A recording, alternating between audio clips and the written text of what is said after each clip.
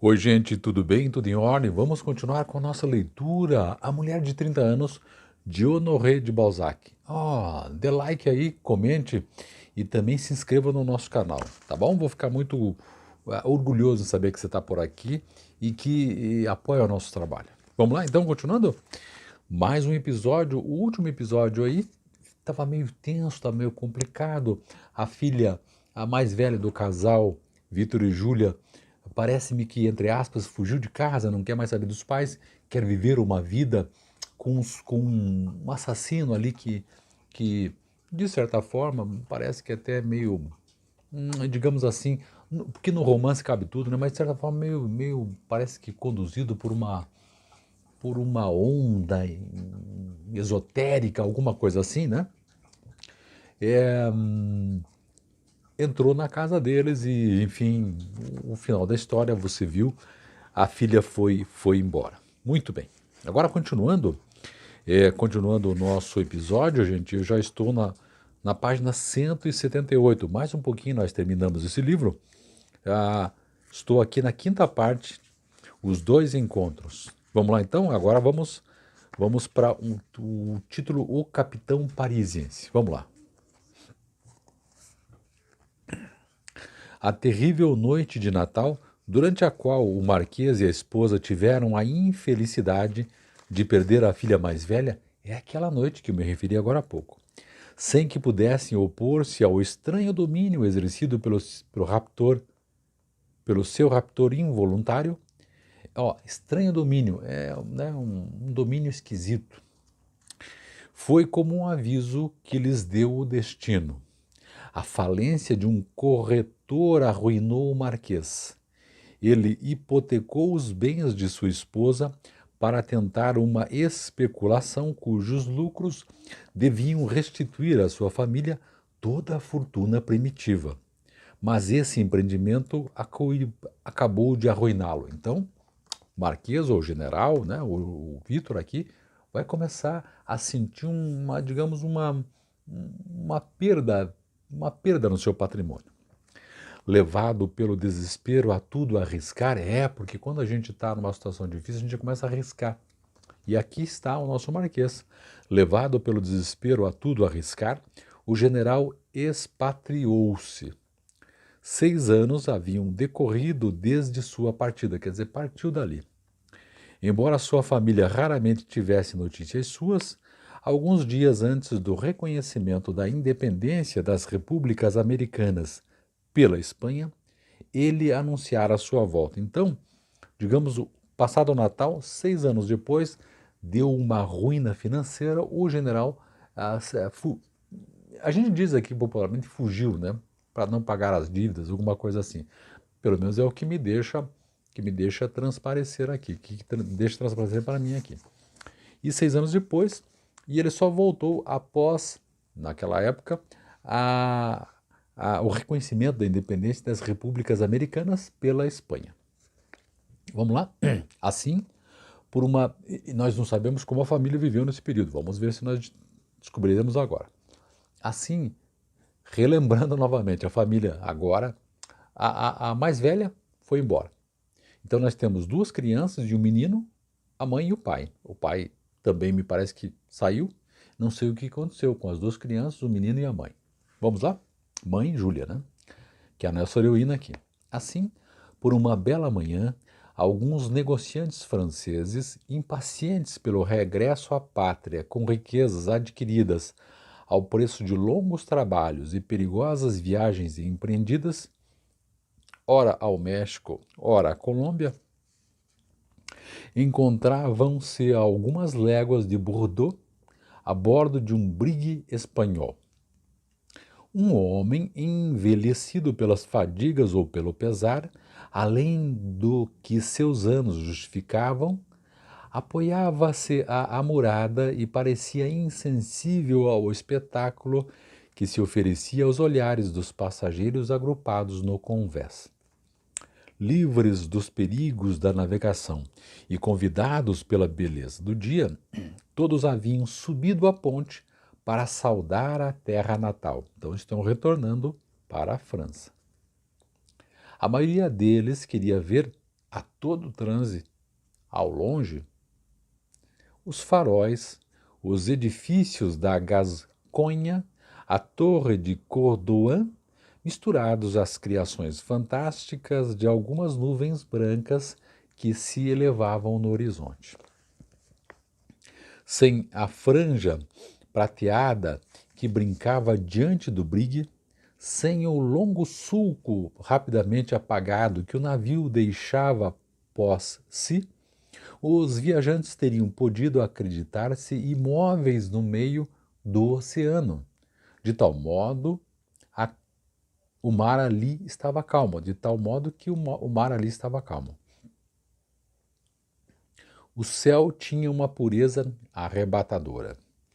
O matiz escuro de sua abóbada chegava, por insensíveis gradações, a confundir-se com a cor das águas azuladas, marcando o ponto de reunião por uma linha cuja claridade cintilava tão vivamente quanto o das estrelas. O sol fazia faiscar milhões de facetas na imensa extensão do mar, de maneira que as vastas planícies de água eram mais luminosas, talvez, que os campos do firmamento. O brigue tinha todas as velas enfunadas por um vento de maravilhosa suavidade. E esses lençóis tão brancos quanto a neve, esses pavilhões amarelos flutuantes, esse dédalo de cordames se desenhava com uma precisão rigorosa sobre o fundo brilhante do ar, do céu e do oceano, sem receber outras tintas além daquelas das sombras projetadas pelas telas vaporosas. Um belo dia, um vento fresco, a vista da pátria, um mar tranquilo, um rumorejar melancólico, um lindo brigue solitário, deslizando sobre o oceano como uma mulher que voa a um encontro. Era um quadro cheio de harmonias, uma cena onde a alma humana podia abraçar imutáveis espaços, partindo de um ponto onde tudo era movimento. Havia um espantoso contraste de solidão e vida, de silêncio e ruído, sem que se pudesse saber onde estava o ruído e a vida, o nada e o silêncio. Por isso, nenhuma voz humana rompia esse encanto celeste. O capitão espanhol, seus marinheiros e os franceses conservavam-se sentados ou de pé, todos mergulhados num êxtase religioso cheio de recordações. Havia indolência no ar. As fisionomias desafogadas acusavam um esquecimento completo dos males passados, e esses homens se embalavam nesse suave navio como num sonho de ouro. Entretanto, de tempos a tempos, o velho passageiro, apoiado à amurada, olhava o horizonte com uma espécie de inquietude. Havia uma desconfiança do destino escrita em todos os seus traços, e ele parecia temer não tocar bastante depressa a terra da França. Veja que descrição fabulosa aqui, né? Sobre o retorno dessas pessoas, porque não é só o nosso amigo general que está voltando, me parece que muita gente está voltando à sua terra aqui. Este homem era o Marquês, né? Essa confusão toda, esse senhor aqui, na amurada do navio, esperando para ver a sua terra, né, mais de perto, era o Marquês. Marquês, o general, né, o Vitor. A fortuna não fora surda aos gritos e aos esforços de seu desespero.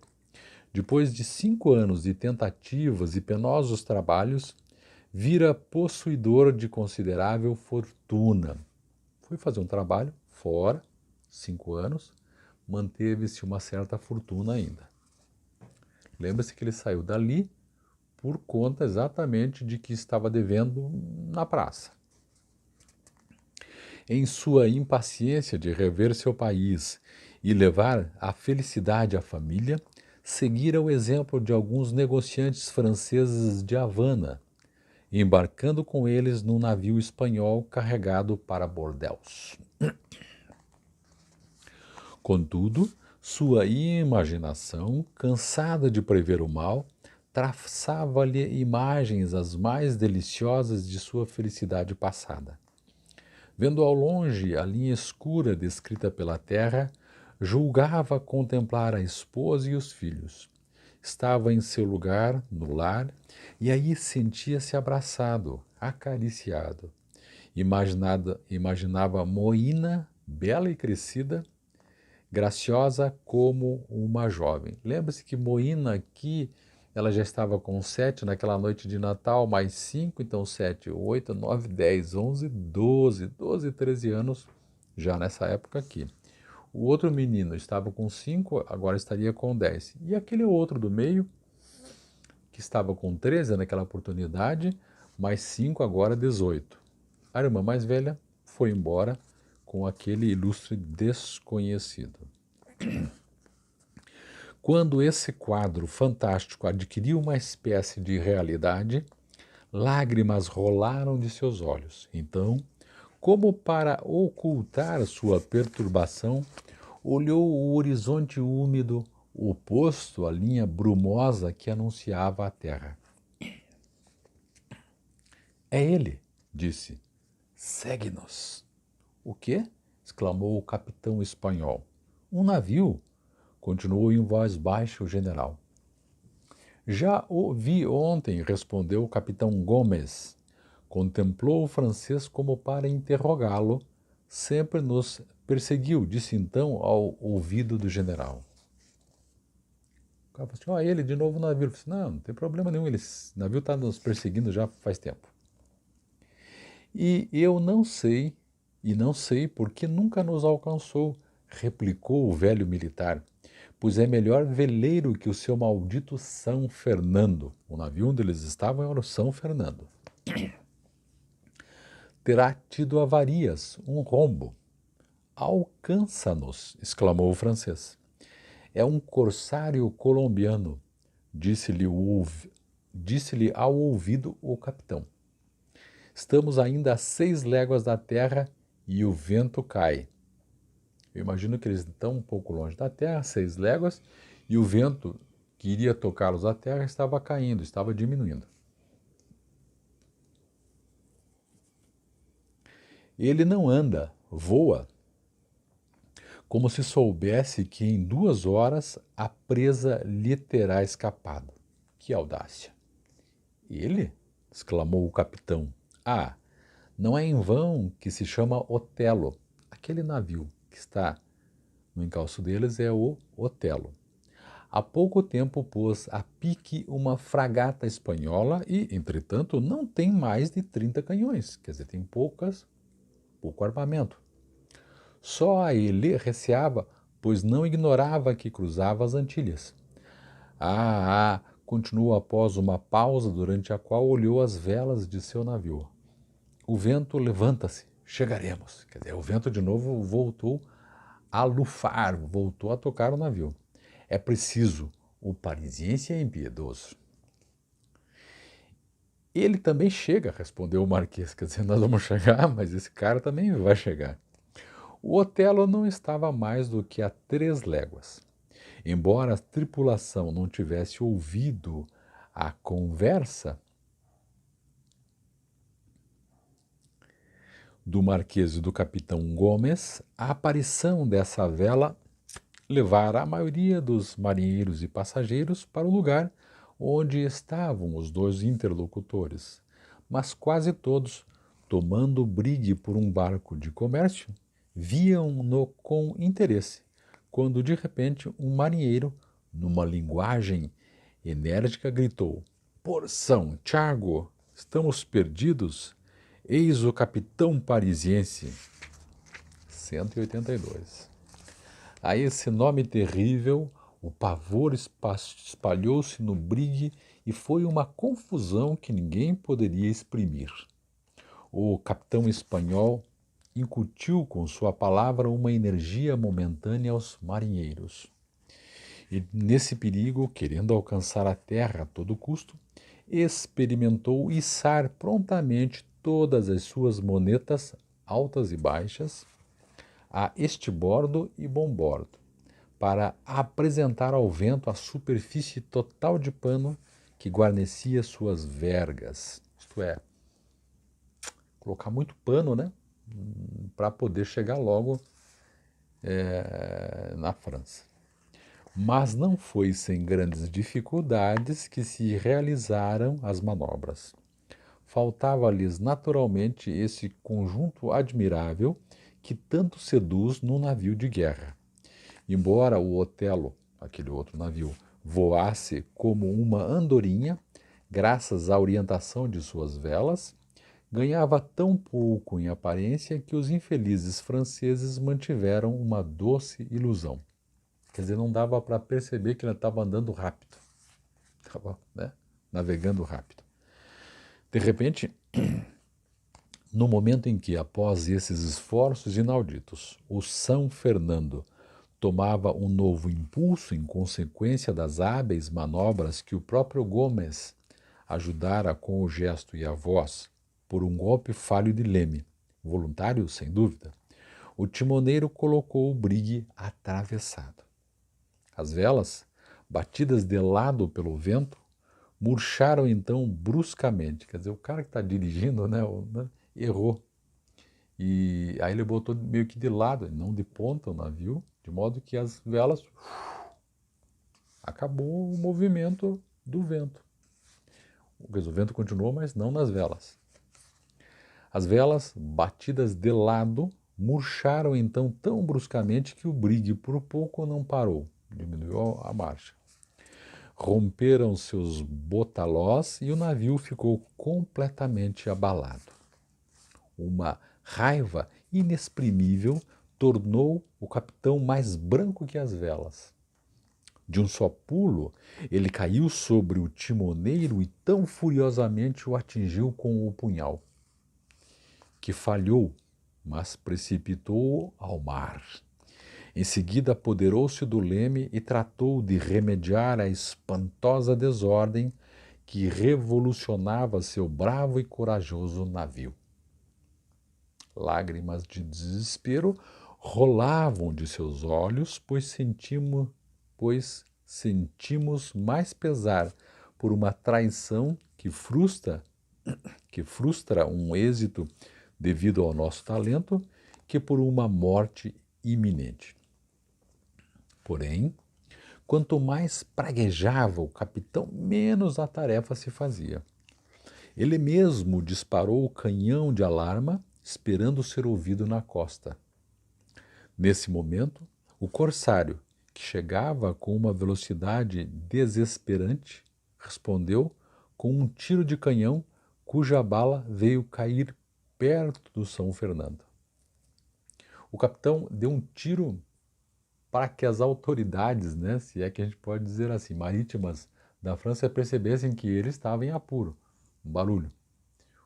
O outro, que vinha ali em seguida, também deu um tiro, mas em direção ao barco, ao São Fernando, e esse tiro caiu perto, na água, né, perto do navio. Com 1000 trovões, exclamou o general, que pontaria! Eles têm caronadas a propósito. Ó, quando ele fala, veja o senhor, é preciso calar-se, respondeu um marinheiro. O parisiense não temeria um navio inglês. Está tudo acabado, exclamou com um acento de desespero o capitão, que, tendo armado a luneta, nada distinguiu do lado da terra. Quer dizer, olhou para o lado da terra, tudo parado, ninguém vindo ao socorro deles. Estamos ainda mais longe da França do que eu julgava. Por que vos desolais? Replicou o general. Todos os passageiros são franceses. Fretaram o vosso navio. Esse corsário é um parisiense. Pois bem, e sai o pavilhão branco e E ele nos afundará, respondeu o capitão. Não é ele, de acordo com as circunstâncias, tudo o que é preciso ser quando quer apoderar-se de uma rica presa? Ah, se é um pirata, pirata, disse o marinheiro com um ar feroz. Ah, ele está sempre de acordo com a lei e a justiça. Pois bem, exclamou o general, erguendo os olhos ao céu, resignemo-nos. E ainda teve força suficiente para reter as lágrimas. Enquanto falava, um segundo tiro de canhão, melhor dirigido, mandou ao casco do São Fernando uma bala que o atravessou. Agora um segundo tiro acertou o barco deles aqui. Ponhamo-nos a capa, disse o capitão com ar triste. E o marinheiro que defendera a honestidade do parisiense ajudou muito inteligentemente essa manobra desesperada. A equipagem esperou durante uma mortal meia hora, presa da consternação mais profunda. O São Fernando levava em piastras 4 milhões, que compunham a fortuna de 5 passageiros. E a do general era de 1.100.000 francos. Enfim, o Otelo, aquele navio que vinha atrás, que se encontrava então a 10 tiros de espingarda, mostrou distintamente as bocas ameaçadoras de 10 canhões prontos a fazer fogo. Naquele navio ali que estava transportando o general, tinha um dinheiro ali, uma fortuna das pessoas que estavam voltando para a França, né? Provavelmente o corsário atrás, o Otelo, eles sabiam disso. Parecia arrebatado por um vento que o diabo soprava expressamente para ele. Mas o olho do marinheiro hábil adivinhava facilmente o segredo daquela velocidade. Bastava contemplar durante um momento o lançamento do brigue, sua forma alongada, sua estreiteza, a altura de sua mastreação, o corte de seu velame, a admirável ligeireza de suas enxárcias e o desembaraço com que seus marinheiros, unidos como um só homem, governavam a perfeita orientação da superfície branca apresentada pelas velas. Tudo anunciava uma inacreditável segurança de poder naquela esbelta criatura de madeira, tão rápida, tão inteligente quanto um corcel ou algum pássaro de rapina. A equipagem do corsário estava silenciosa e pronta, em caso de resistência, a devorar o pobre navio mercante, o qual, felizmente para ele, manteve-se quieto, semelhante a um escolar apanhado em falta pelo mestre. Temos canhões, exclamou o general, apertando a mão do capitão espanhol. Este último atirou ao velho militar um olhar de coragem e desespero, dizendo-lhe: E homens? O marquês olhou a equipagem do São Fernando e estremeceu. Os 4 negociantes estavam pálidos, trêmulos, enquanto os marinheiros, agrupados em torno de um deles, pareciam confabular para tomar partido pelo Otelo e olhavam o corsário com uma curiosidade cúpida. Só o contramestre, o capitão e o marquês encarando-se mutuamente, trocavam pensamentos generosos. Ah, capitão Gomes, disse outrora adeus à minha família e ao meu país, o coração morto de amargura. Seria preciso deixá-los ainda no momento em que trago a alegria e a felicidade aos meus filhos? O general voltou-se para tirar ao mar uma lágrima de raiva e aí percebeu o timoneiro nadando para o corsário. Lembre-se, o timoneiro é aquele que dirigia o navio aqui. Foi uma tentativa aqui do capitão, porque ele dirigiu mal ali, jogou o cara no mar, provavelmente esfaqueado também. Esse timoneiro estava nadando em direção àquele navio, o corsário. Desta vez, respondeu o capitão, com certeza há de lhes dizer adeus para sempre. Pô. Página 185. O francês aterrorizou o espanhol com o olhar estúpido que lhe dirigiu. Nesse momento, os dois navios estavam quase juntos e, pelo aspecto da equipagem inimiga, o general acreditou na fatal profecia de Gomes. 3 homens se mantinham em torno de cada peça. Ao ver-lhes o porte atlético, os braços angulosos, os traços angulosos, os braços nus e nervosos, podia-se tomá-los por estátuas de bronze. A morte os teria aniquilados sem derrubar. Os marinheiros, bem armados, ativos, rápidos e vigorosos, conservavam-se imóveis. Todas essas figuras enérgicas estavam fortemente queimadas pelo sol, endurecidas pelos trabalhos. Seus olhos brilhavam como outras tantas pontas de fogo e revelavam inteligências enérgicas, alegrias infernais.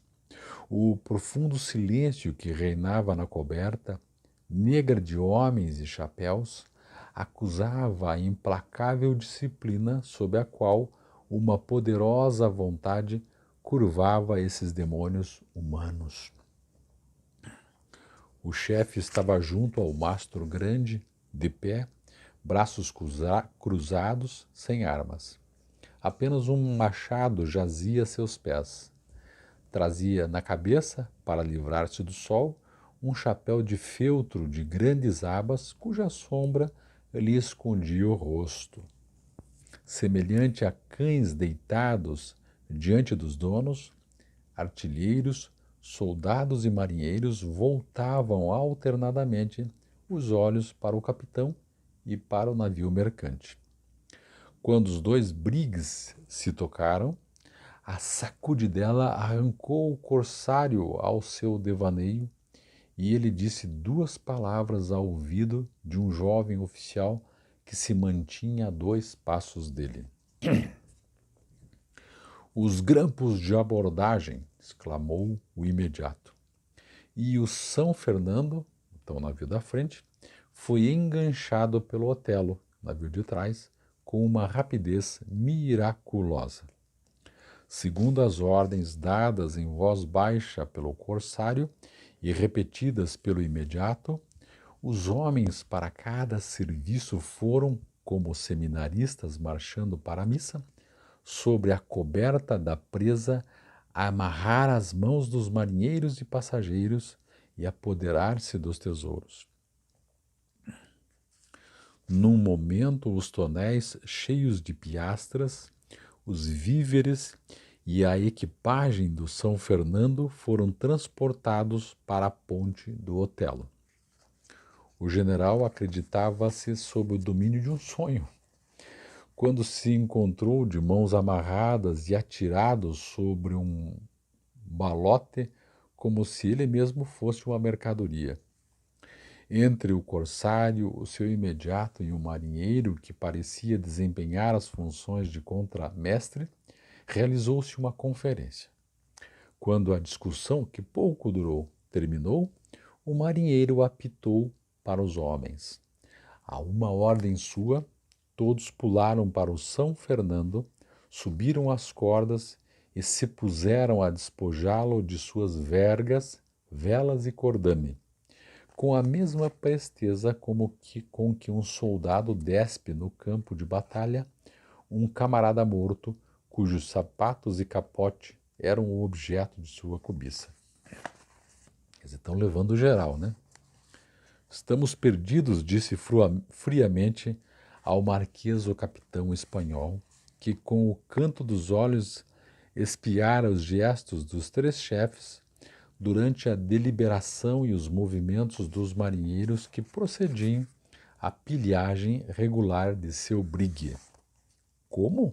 Perguntou friamente o general. Que quer o senhor que eles façam de nós? Respondeu o espanhol. Acabam de reconhecer, sem dúvida, que dificilmente venderiam São Fernando nos portos da França ou da Espanha e vão afundá-lo para não se embaraçarem com ele. Quanto a nós, acredita que possam encarregar-se de nossa alimentação quando não sabem em que porto farão escala? Mal o capitão dissera essas palavras, o general ouviu um horrível clamor, acompanhado do surdo ruído causado pela queda de vários corpos ao mar. Voltou-se e não viu mais os 4 negociantes. 8 artilheiros de caras sinistras tinham ainda os braços no ar no instante em que o militar os olhava com terror. Conforme eu lhe dizia, disse-lhe friamente o capitão espanhol. O marquês reergueu-se bruscamente. O mar já retornara à calma, nem mesmo pôde ver o lugar onde seus infelizes companheiros acabavam de ser tragados. Rolavam nesse momento pés e punhos atados sob as vagas, se os peixes já não os tinham devorado. A alguns passos dele, o pérfido timoneiro e o marinheiro de São Fernando, que gabava antes o poder do capitão parisiense, fraternizavam com os corsários e lhes indicavam com o dedo aquele dentre os marinheiros do brigue que reconheciam dignos de ser incorporados à equipagem do Otelo. A turma está vendida aqui. Quanto aos outros 2 grupos, lhes atavam os pés, apesar de horríveis pragas, e, terminada a escolha, os 8 marinheiros apoderaram-se dos condenados e os lançaram ao mar sem cerimônias. Os corsários olhavam com uma curiosidade maliciosa as diferentes maneiras com que caíam esses homens, suas caretas, sua derradeira tortura. Mas seus rostos não traíam zombaria, espanto ou piedade. Era para eles um acontecimento bem simples, ao qual pareciam acostumados. Os mais idosos contemplavam, de preferência, com um sorriso sombrio e parado, os tonéis cheios de piastras colocados ao pé do grande mastro. O general e o capitão Gomes, sentados num fardo, consultavam-se em silêncio com um olhar quase sem brilho. Em breve se viram os únicos a sobreviver da equipagem do São Fernando. Os 7 passageiros, escolhidos pelos 2 espiões, aliás, os 7 marinheiros, escolhidos pelos 2 espiões entre os espanhóis, já se haviam alegremente transformados em peruanos. Que patifes! Exclamou de repente o general, em quem uma leal e generosa indignação fez calar a dor e a prudência. Eles obedecem à necessidade, respondeu friamente Gomes. Se o senhor tornasse a encontrar um desses homens, não lhe atravessaria o corpo com a espada? Capitão, disse o imediato, voltando-se para o espanhol.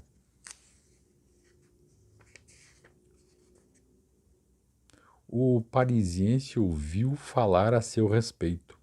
O senhor, disse ele, é o único homem que conhece bem as desembocaduras das Antilhas e as costas do Brasil. O capitão interrompeu o jovem imediato com uma exclamação de desprezo e respondeu, olha que o Brasil apareceu aqui agora há pouco. Morrerei como marinheiro, como fiel espanhol, como cristão, entende? O capitão do barco que está sendo tomado era um bom conhecedor aqui das localidades ali marítimas, então, portanto, ele poderia ser utilizado pelo corsário, mas o capitão diz que não. Ao mar! Gritou o moço, e essa ordem 2 artilheiros se apoderaram de Gomes. Vocês são os covardes, exclamou o general, detendo os dois corsários. Meu velho, disse-lhe o imediato, não se entusiasmo tanto. Se a sua fita vermelha causou alguma impressão em nosso capitão, eu não lhe dou a menor importância. Vamos ter também, daqui a pouco, nossa conversinha. Fita vermelha é uma espécie de marcação de que aquele velho foi ou é uma certa autoridade, né? Uma autoridade no exército francês. Nesse momento, um surdo ruído, ao qual nenhuma queixa se misturou, fez compreender ao general que o bravo Gomes morrera como marinheiro. Minha fortuna ou a morte, exclamou ele, num terrível acesso de raiva. Ah, você é razoável, respondeu-lhe o corsário zombando. Agora pode estar seguro de obter alguma coisa de nós. Depois, a um sinal do imediato, dois marinheiros apressaram-se a amarrar os pés do francês. Mas este, espancando-os com imprevista audácia, puxou, com um gesto pelo qual não se esperava mais, o sabre que o oficial usava a tiracolo e se pôs lestamente a esgrimir como velho general de cavalaria que conhecia sua profissão. Ah, patifes! Não jogarão a água como uma ostra um antigo soldado de Napoleão. Tiros de pistola, disparados quase a queima-roupa sobre o francês recalcitrante, atraíram a atenção do parisiense, então ocupado em vigiar o transporte dos aprestos que mandava tomar ao São Fernando. Sem se emocionar, veio agarrar por trás o corajoso general, segurou-o rapidamente, arrastou-o para a murada e se dispunha a jogá-lo à água como mastros sem préstimo. Nesse momento, o general tornou a encontrar o olhar fulvo do raptor de sua filha. Pai e genro reconheceram-se imediatamente. Olha que interessante. Lembrando, no último episódio, um sujeito assassinou alguém e foi recolhido na casa do general. Então ele estava devendo um favor ao general. E numa confusão, numa coisa estranha, este desconhecido como que acabou captando a emoção da filha mais velha do general e a levou embora. Isso no episódio anterior. Agora, este desconhecido era o comandante do navio, do corsário, e eles se encontraram agora. O capitão, imprimindo a seu impulso o movimento contrário ao que lhe havia dado, como se o marquês nada pesasse, longe de precipitá-lo ao mar, colocou-o de pé perto do grande mastro. Um murmúrio elevou-se da coberta, mas então o corsário lançou um olhar aos seus homens e o mais profundo silêncio reinou subitamente. É o pai de Helena, disse o capitão em voz clara e firme. Ai de quem não o respeitar. Gritos alegres ecoaram na coberta e subiram ao céu como uma prece, como o início do Te Deum. Os grumetes balançaram-se nas cordas, os marinheiros jogaram seus gorros ao ar, os artilheiros sapatearam, cada um agitou-se, urrou, assobiou, praguejou. A expressão fanática dessa alegria tornou o general inquieto e sombrio, atribuindo a esse sentimento algum horrível mistério. Seu primeiro grito, quando recuperou a fala, foi: minha filha, onde ela está? O corsário atirou ao general um desses olhares profundos que, sem que se possa adivinhar a razão, transtornavam sempre as almas mais intrépidas. Impôs-lhe silêncio para a grande satisfação dos marinheiros, felizes de ver o poder de seu chefe exercer-se sobre todos os seres. Conduziu-o a uma escada, fê-lo descer e levou-o diante da porta de um camarote que impeliu vivamente, dizendo: Ei-la!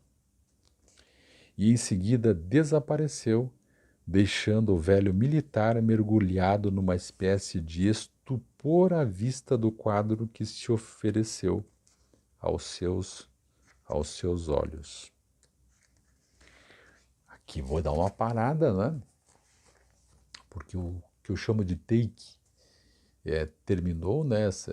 Nós estávamos ali nesse movimento, resolveu essa história do nosso general, ele agora vai encontrar-se com a filha, então mais um passo aqui.